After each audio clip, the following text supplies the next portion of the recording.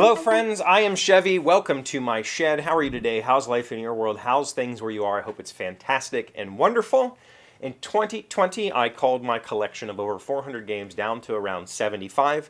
And today we're going to talk about one of the games that made the cut, and that is Basari, the classic game of barter. I figured I would continue the trend from yesterday of games you probably cannot own or play, but maybe this one still exists somewhere. I'm pretty sure it's out of print, in America at least, but this did win a spiel, so it's very possibly still in print in Europe. I'm not positive. Please let me know.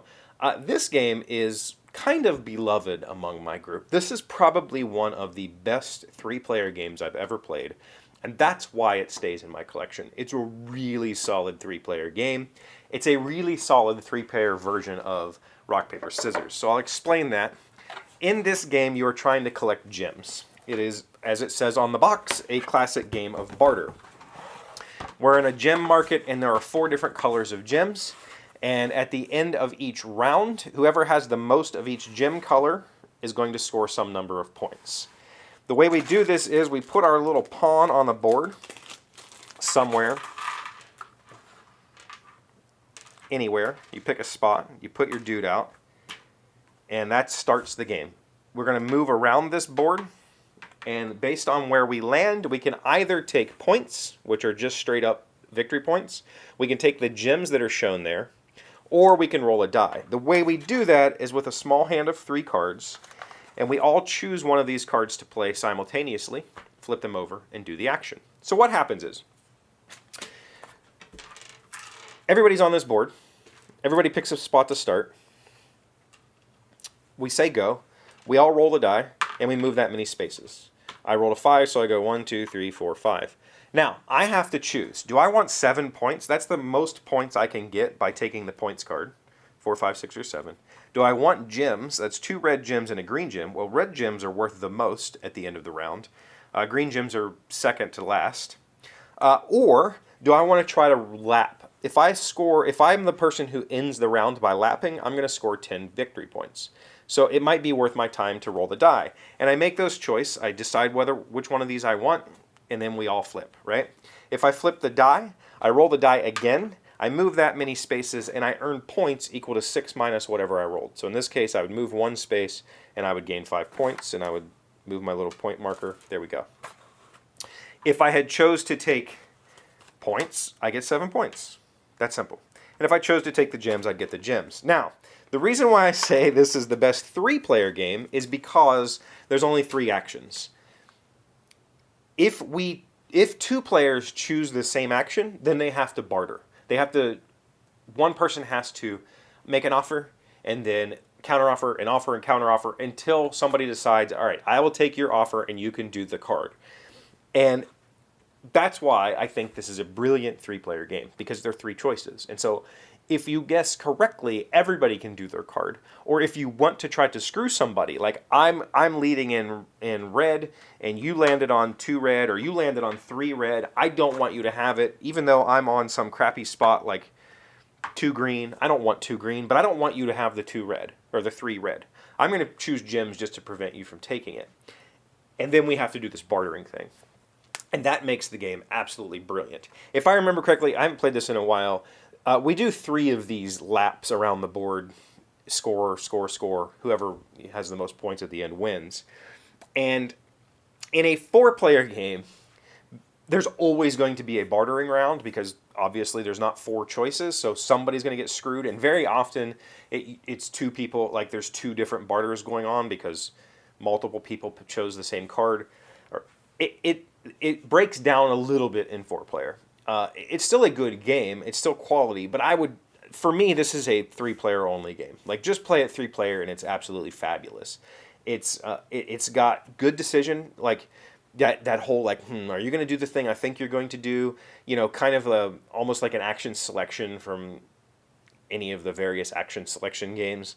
But you can also have like your own little goal. Like, maybe I've got enough to get yellow, and I know that I'm going to get the yellow 12 points. I might just start rolling the dice to try to lap the board real quick, score those bonus 10 points, and force everybody else into whatever gems they have currently, and that might win me enough points to win the game. Or I might try to go all out on gems and just not care about lapping the board, not care about taking extra victory points, and just see if I can get the most out of all 4 of these.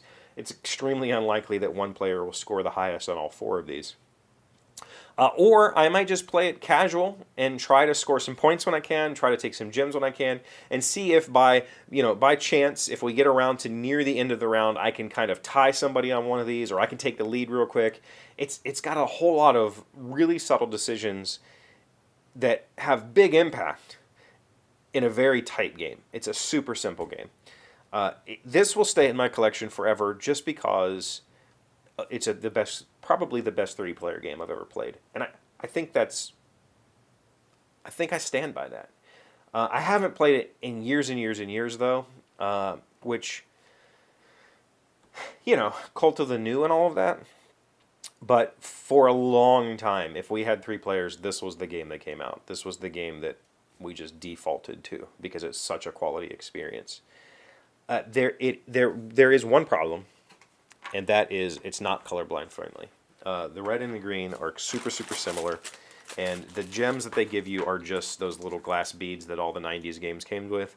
And so we do have a colorblind friend in our group, but he liked playing this game because he had memorized where the reds and the greens were on the board, and we would all keep our gems organized in piles for him. So we were able to play it with a colorblind friend just through rote memorization and order amongst the chaos of the various gems you'll have. You're going to have a fairly decent pile of gems by the end of the game. I should mention that at the end of every round, whoever had the most of any color of gem has to discard some of their gems.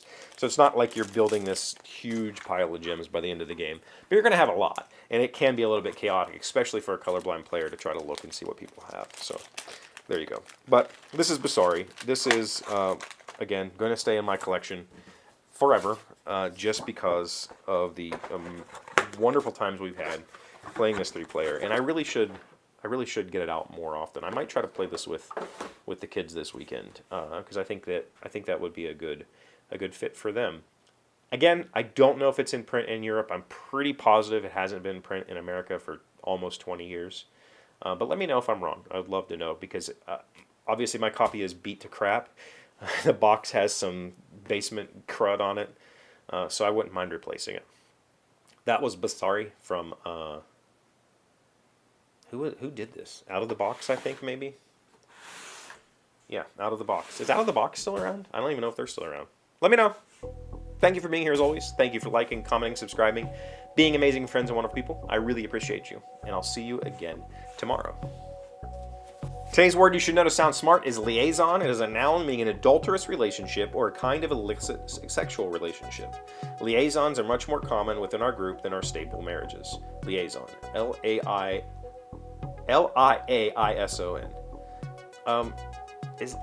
I guess that's just one of the definitions. I think a liaison is also like a person that you go to, right? Like we had military liaisons would be civilian liaisons that we would go talk to about whatever.